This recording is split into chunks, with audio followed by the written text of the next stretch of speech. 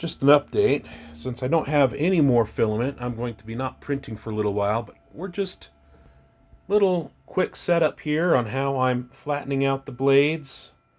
I don't know if anybody's ever had this problem before, but on all of my corners, I've got a little bit of rounding. So I've filled it in on top here, and I've ground it down as much on the edges here as possible. But if anybody knows what setting that is, I've tried a few settings, and I just can't get that to go away. I figured it's just something I'll live with.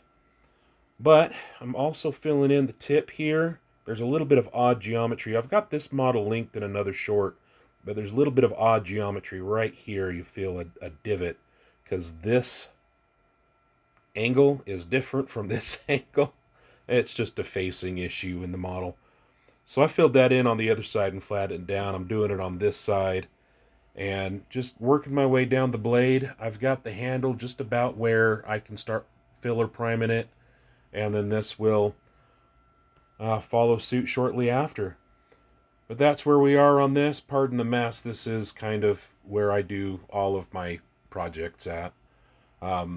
There's the other one. This is the good model that I'm going to fill a little bit better. I'm going to work a little bit more on that one and do a quicker, well, not a quicker, but a more thought out process on. Because right now I'm just, like I said, this one, there's a couple failures on this print. It's got a break right here that never really got straight when I glued it back together. So this is practice. This is just for learning how to fill and paint on it.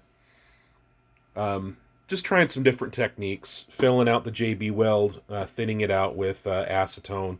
And I did try that with the plastic weld. If you missed it, plastic weld is horrible. You can't sand this stuff. Do not use this on your props. I haven't tried to thin this out with acetone to see if it works because it is so horrible to sand. I kind of don't care. But the normal JB weld, this stuff, fantastic. Especially once you thin it out and it goes down into all the crevices. And my seams have, you still see my seams, but I can't feel them. They have completely disappeared. So this is just about ready to paint.